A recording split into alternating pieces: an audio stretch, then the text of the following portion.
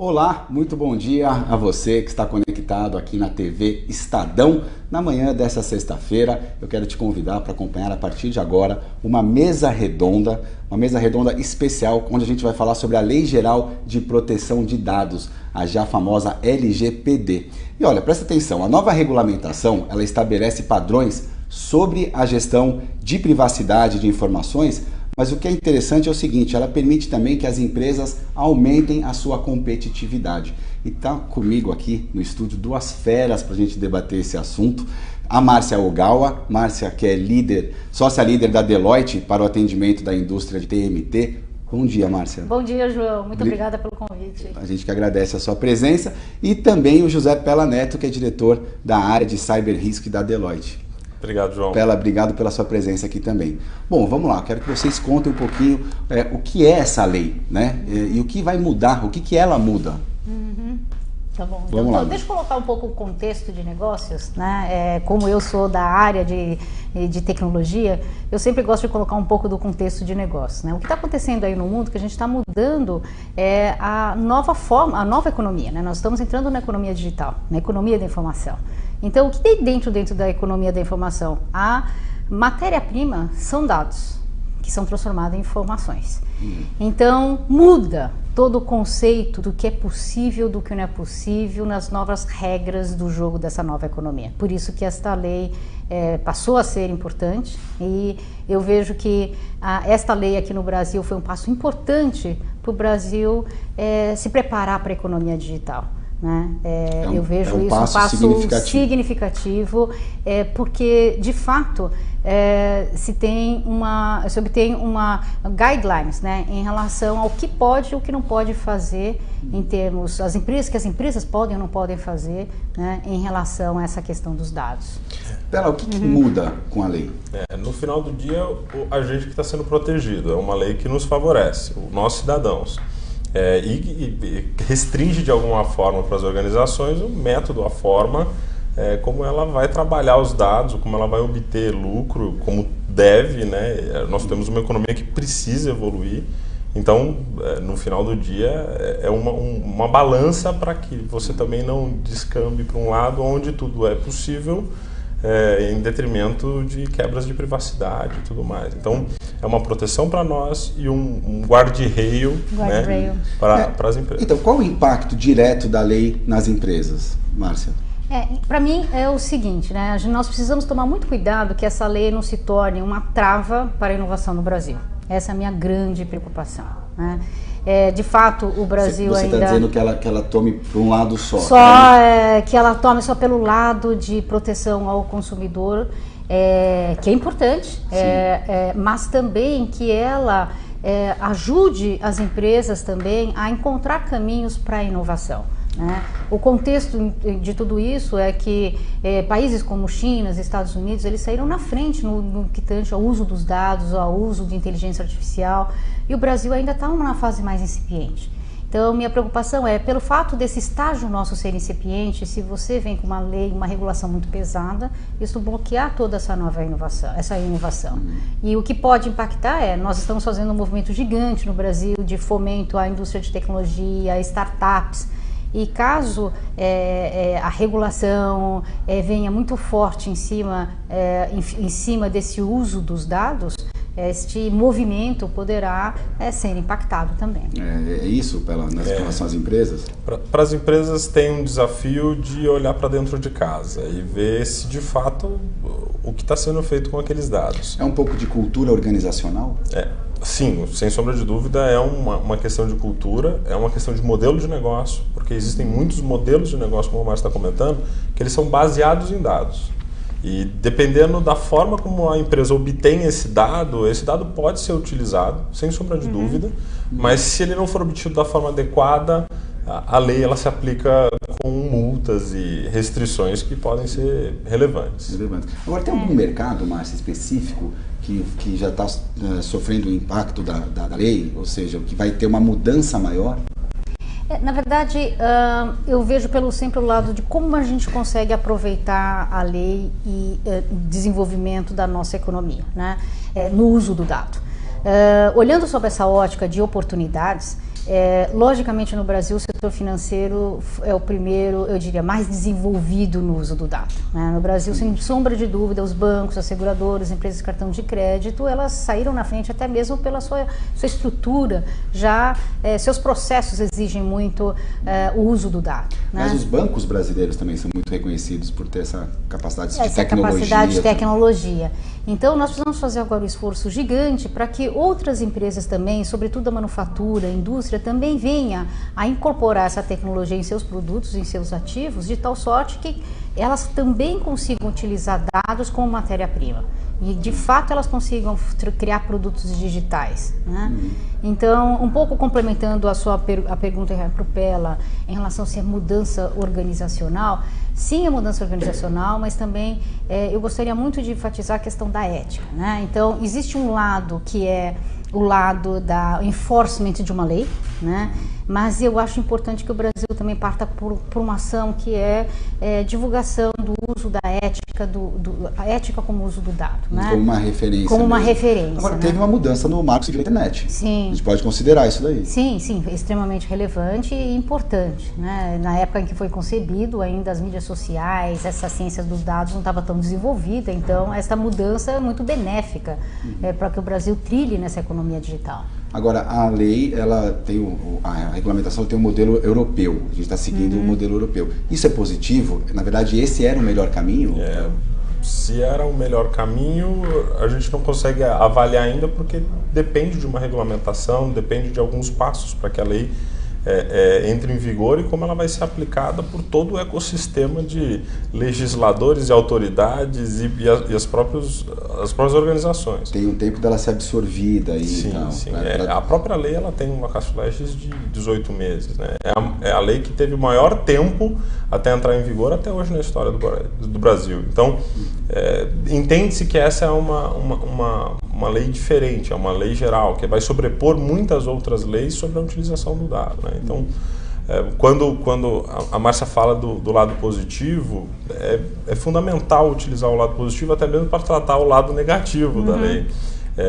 Se a gente estiver falando de dados e de clientes, acho que não tem nada mais importante hoje em dia para uma organização, ou seja, é o principal da organização. Então, quem conseguir, as empresas que conseguirem vender a privacidade, venderem um aspecto do zelo pela privacidade dos seus clientes, dos cidadãos da sociedade, né, como um valor para o mercado, não tenho dúvida que sairá na frente. Já existem pesquisas que falam que essas empresas têm uma tendência a terem receitas maiores do que quem não atende essa lei.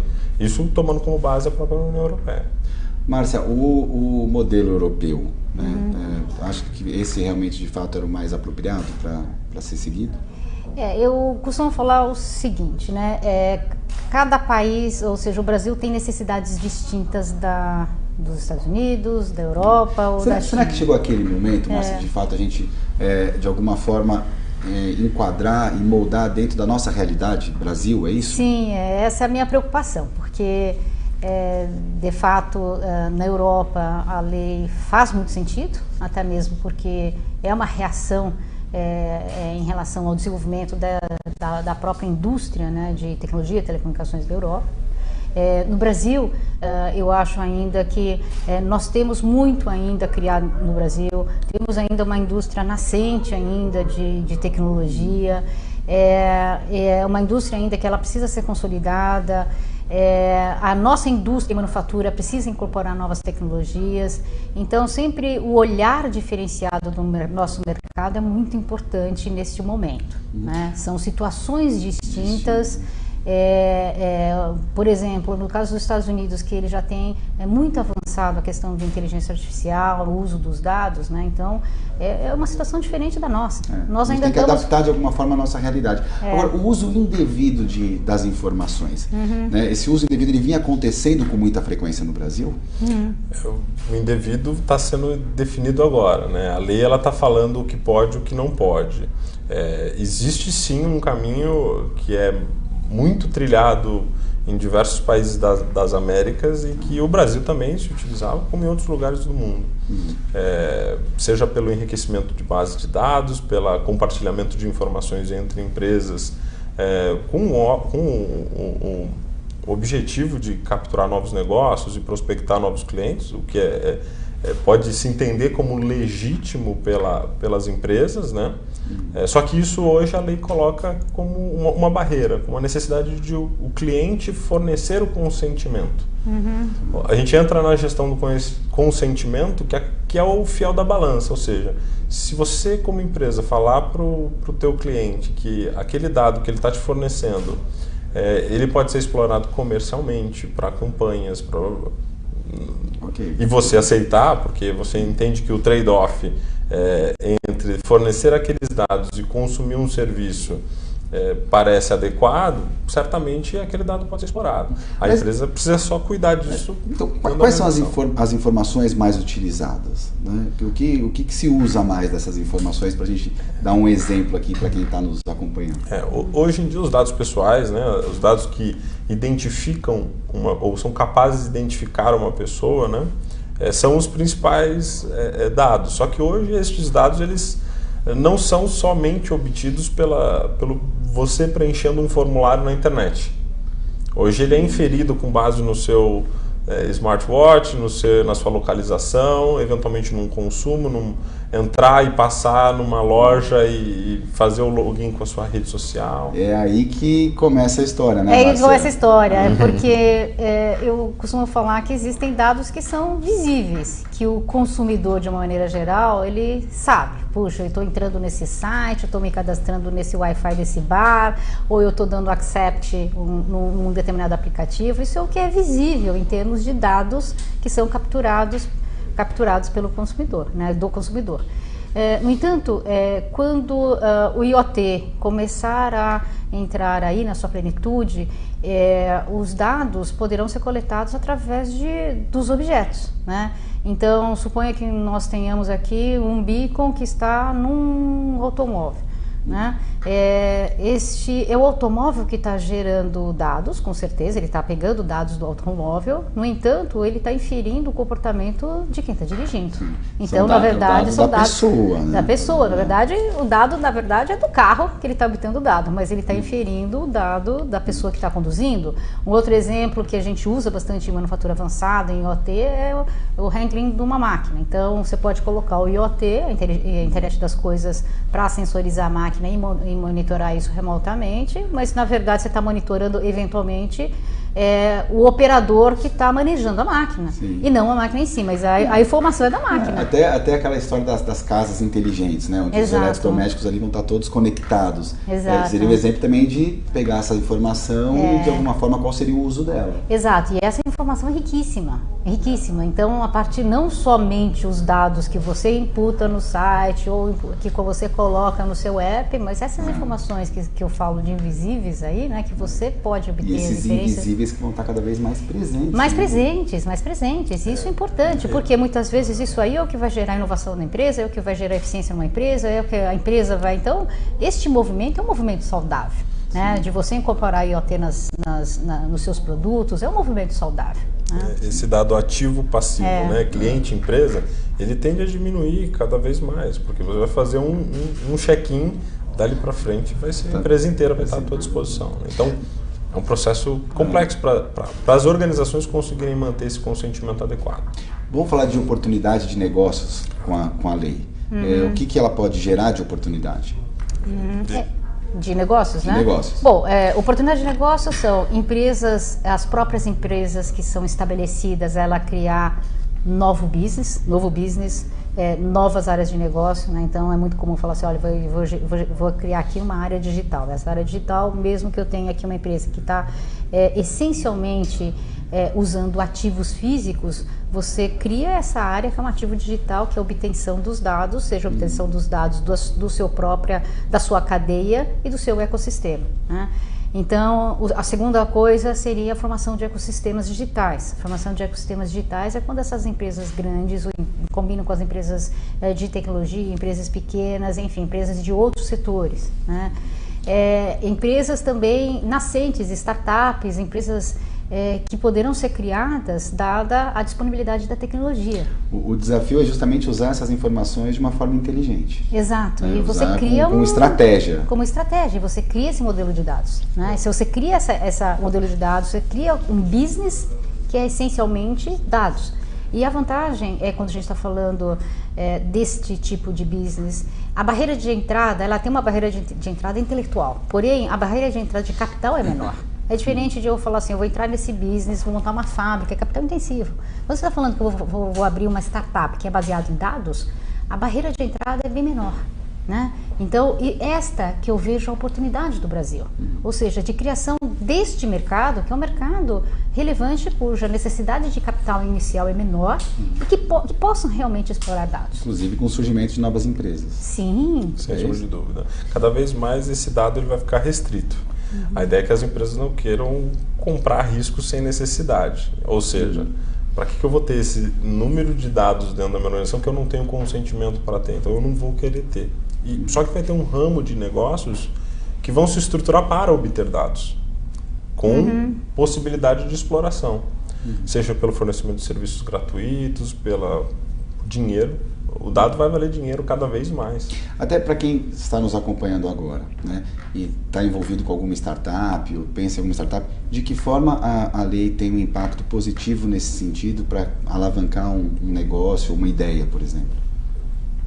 Na verdade, ela dá, eu diria, esses guias para que a empresa possa explorar os dados dentro deste arcabouço hoje jurídico. Né? Então, este é o grande trunfo da lei hoje, porque dá uma segurança jurídica que nós não estamos, que ao cumprir com esses guidelines, não estamos fazendo nada errado neste novo modelo de negócio de exploração de dados, ou seja...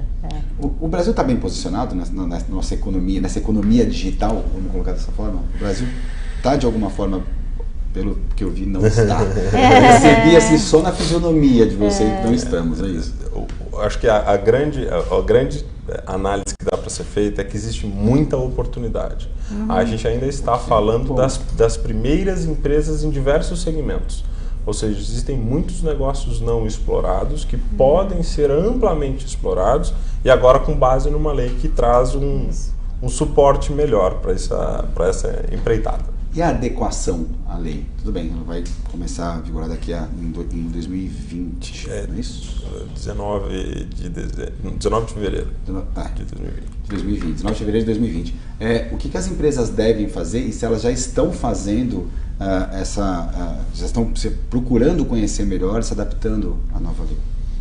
O momento das empresas e nos seus mais diversos segmentos, inclusive os segmentos mais maduros, ainda é de entendimento, ainda é de análise, aquela hora de inventário. Realmente de entender. A lei tem menos de 2 meses. Ela ainda está sendo digerida, né? Porque de fato pode mudar um pouco a dinâmica de algumas empresas ou muito, dependendo de como você lidava com os dados. Então, como lidar? Quer dizer, como é que as empresas devem se preocupar com isso? O primeiro passo, no final do dia, acaba sendo o mapeamento. Você precisa ter algum tipo de mapeamento, algum entendimento de aonde eu consumo dado, o que eu faço com o dado e aonde eu exploro esse dado. Essa é uma visão de flow de dados que ela precisa existir. Outros aspectos de governança, de estratégia, de comunicação e processos de governança para a privacidade também são necessários. Tá? No final do dia, não é só saber o que está fazendo, mas sim adequar. Tá? Então, tem alguns passos que as empresas terão que conduzir ao longo desses meses à frente. Só que não vai ser um processo muito simples. Existem pesquisas que mostram que no dia 25 de maio de 2018, quando entrou em vigor a GDPR, só 30% das empresas europeias estavam compliance com a legislação europeia. Então, no Brasil, o desafio não vai ser diferente. Vai ser uma coisa similar mesmo. Sim, e aqui a gente tem um movimento que é complexo, porque as empresas elas têm que fazer o seu investimento, elas têm que fazer sua adequação, ou buscar isso, né?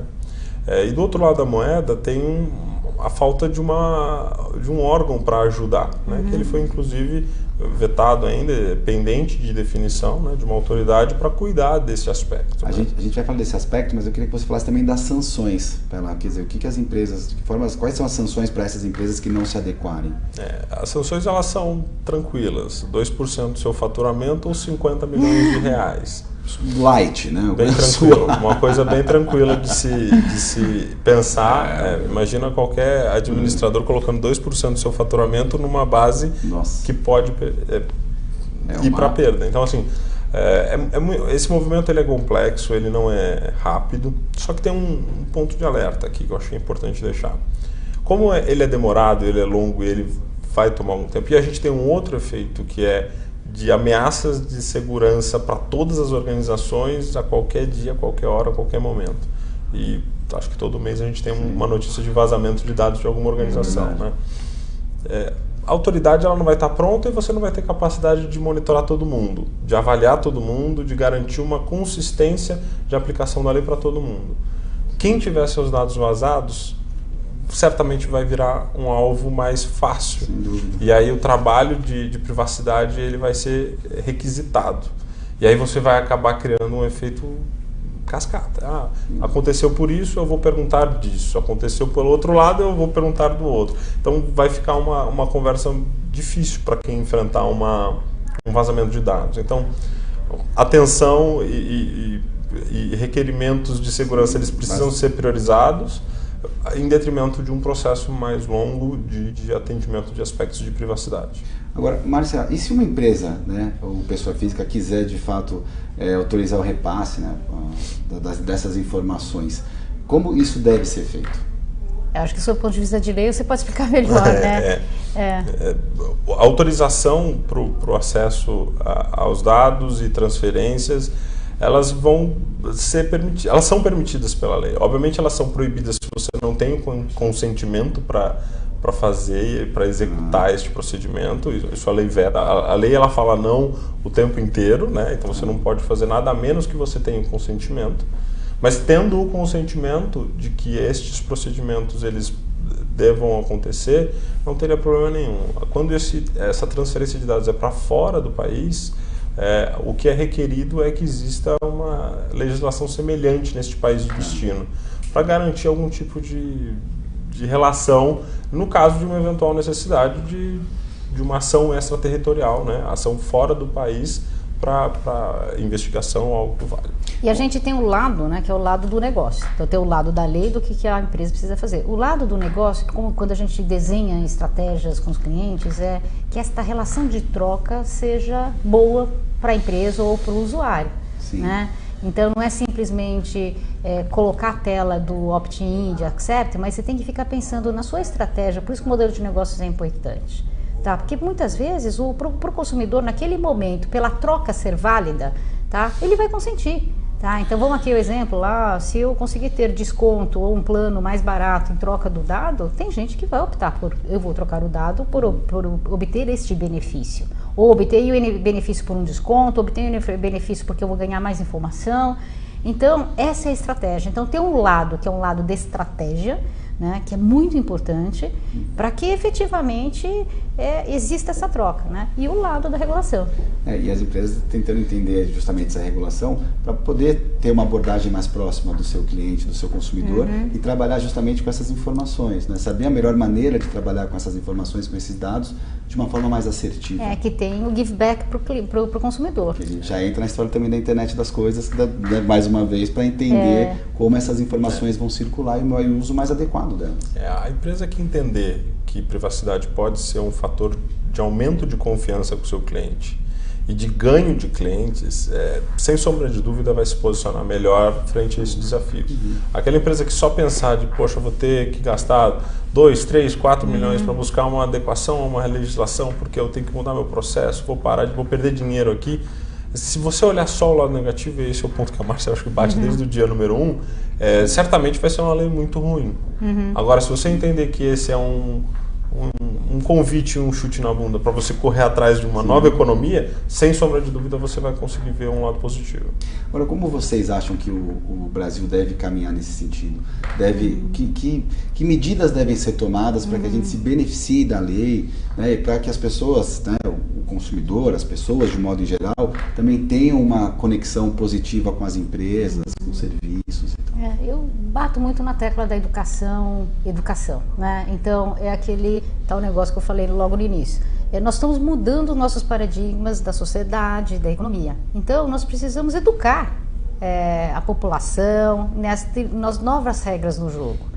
Então, é lógico que precisamos de enforcement no início, porque não sabemos como é que funciona a regra, precisamos de enforcement. Mas, em paralelo, nós precisamos muito de educação, divulgação, por exemplo, nas escolas de engenharia, nas escolas de quem está realmente criando as tecnologias, que saibam o que é o uso do dado. Por que a gente... É importante entender da privacidade, é importante saber disso, né? Então, e que normalmente as escolas de tecnologia não têm essa matéria e essa competência. Então, é importante passar pela educação. Até a educação de crianças na escola para saber o que é isso, né? Ou seja, porque as regras mudaram, ou seja, a sociedade está mudando. Nós estamos numa outra economia, então precisamos dessa educação. Então, eu acho que o Brasil ela tem que criar também essa força-tarefa de educação, né? Que na verdade, você está divulgando a ética no uso do dado. Eu bato muito na tecla da ética do uso do dado, né? Assim como a gente não joga um papel no chão, por quê? Existe uma lei? Não, porque é uma convenção da sociedade que eu não vou jogar um papel no chão. E eu acho que é assim que a gente tem que caminhar. Uma coisa cultural. É uma coisa cultural, uma coisa que você consiga colocar isso dentro da sociedade, né? Bela, eu queria que você falasse e também já linkasse isso com a história da fiscalização, que seria uma agência, que seria para regular isso que você estava falando naquela hora. Legal, assim, o aspecto da Márcia é fundamental mesmo, né? O aspecto de privacidade, ele ainda não está incutido no cerne da nossa sociedade, né? Se a gente pegar a Suécia, a legislação de privacidade é de 1970. Ou seja, se a lei representa uma necessidade da sociedade, nós estamos um pouquinho atrasados nesse aspecto.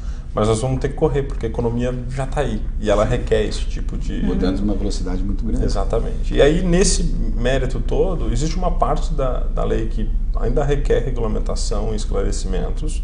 A gente pode falar facilmente entre 20% e 30% da lei precisa de esclarecimento.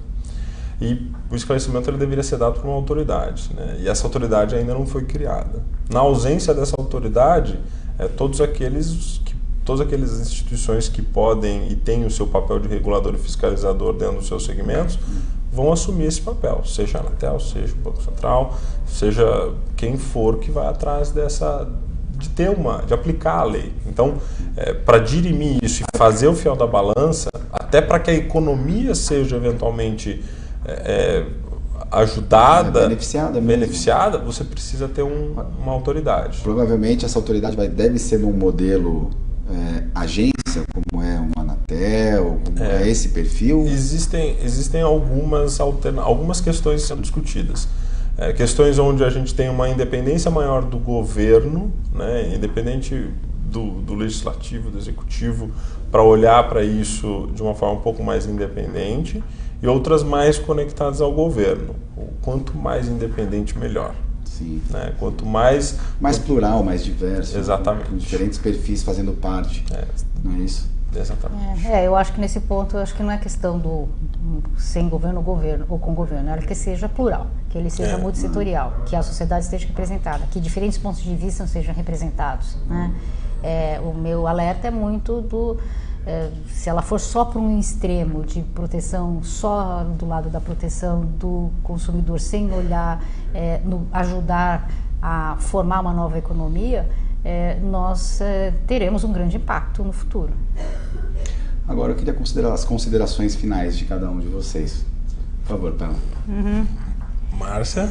Eu acho que a minha principal mensagem é essa, né? A lei foi um passo importante para o Brasil e temos que aproveitá-la para o desenvolvimento da economia digital no Brasil.